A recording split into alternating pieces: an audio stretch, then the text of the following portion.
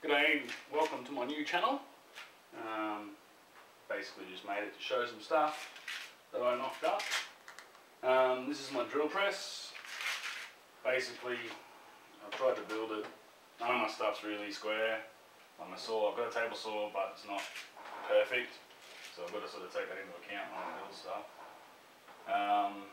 But I just tried to go the simple way. If you had to go and buy the material, I wouldn't bother. Try and get a second-hand drill press.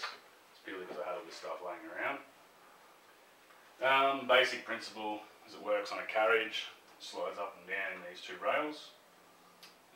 Carriage, I had some old F27 hardwood laying around that I've been storing for years for something I needed not to move ever. Finally I found a use for it. Basic design, notch it in there, carries a bit of extra weight. It's got some timber across the front here, another piece on the back. I haven't put it onto this one.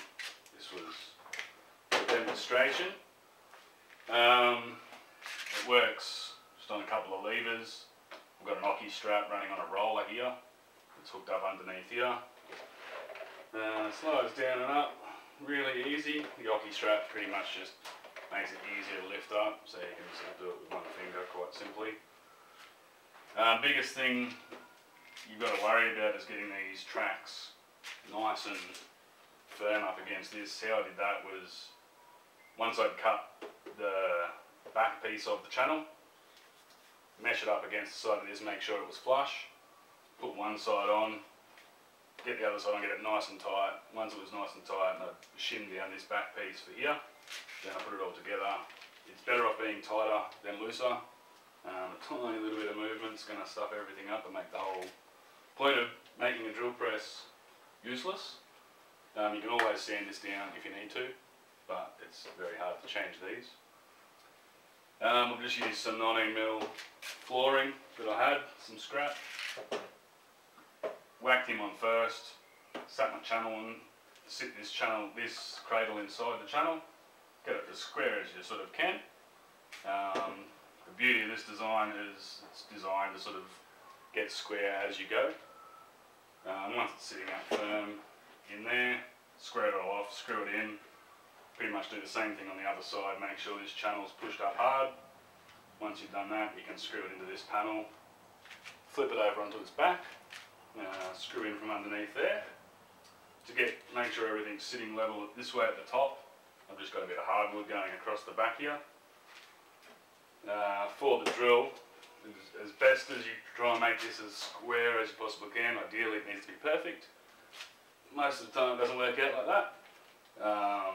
So I've got this cradle piece coming out here that holds the drill. It's held in by 4 bolts.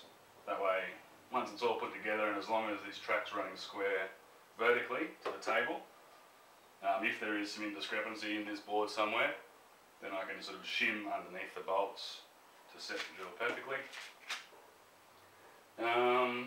For the rollers, I've just used the piece that I had to cut out for where the drill mounts, piece out of the inside of the hole saw. I put a small bolt through one end, tighten it right up, put that bolt in my cordless drill, and just use a wood rasp, turn the drill on to groove a little bit of the top of the wheel out, just to sort of keep that centrally located. Then I put a piece of dowel through, a little bit of wood glue, and that's just seated in some probably 5mm recesses either side. Make sure when you line up the holes for that, you leave enough room underneath for the thing to spin. For the levers, basically to figure that out, it's a bit of trial and error. Once you've mounted the drill, for this piece obviously, started out as one piece. I just used a hole saw, drilled a hole out for the right size where your handle normally goes. A few bolts here and then slid it down the gut. So I did an extra saw blade at the front just to give me a little bit extra clamping pressure. Used decent bolts, skinny bolts, hard timber, a lot of pressure, they're going to bend. All up I think I spent about $6 making this, just in bolts. So with your levers, I've just attached a small piece here that happens to be conveniently the right width to give me clearance for my handle. At first once I've attached these top pieces here, I attach my handle, let it stick out, attach these two pieces down here, and then push the drill down to its lowest point that you want to be able to use it at. It probably only really needs to go to about there, realistically, but that's where the carriage ends on the ground, so that would work for me. All up, I needed 160 mils worth of travel, working off the height of my largest bit, being able to drill 100 mil, and my smallest bit, being able to still have control without the handle being too low and awkward. So basically I need 80 mil between this point, imagine an imaginary line coming out here, I need 80 mil worth here. So I sort of clamped these two bits of timber on with the clamp above the top, and if you clamp it hard enough, it sort of acts like a bolt anyway, and you can actually test it to see if it's right. Lifted it up, it's about halfway, everything seems sweet. That gave me my 80 mil, and all the way up if I need to. That's going to be very rare. I just didn't want to limit myself. It's more often than not I'll be using it from here down. As long as you've got an angle sticking out at this point, because obviously you've got an arc coming up, so it's going to see how these come out this way, and then go back towards the centre line.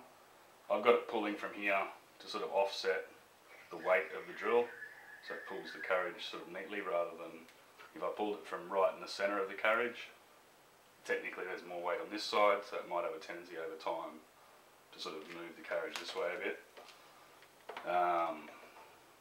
That was pretty much all I did. Once I'd clamped that and figured out that was in the right spot, drill a hole for that, whack a bolt in.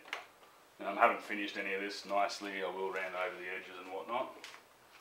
The Oki strap over the back currently just hooks to the back edge of my table saw. I will be building a stand for this, which may or may not incorporate a moving stand, and I'll have some sacrificial plates in and some clamps. But I've got no idea how I'm going to do that yet, so once I work that out I'll do another video. But yeah, so that's my homemade DIY drill press for, it cost me about $6 and some scrap timber. Main thing, like I said, make sure you've got no movement, because any movement at all makes the job sort of pointless. Okay, well thanks for watching my video. Hope you enjoyed it. If you did, give it a thumbs up or subscribe. Next on the list is some sliding slash clamps, which I needed a drill press to be able to do properly, hence this project. Okay, that's it for me. See you again soon.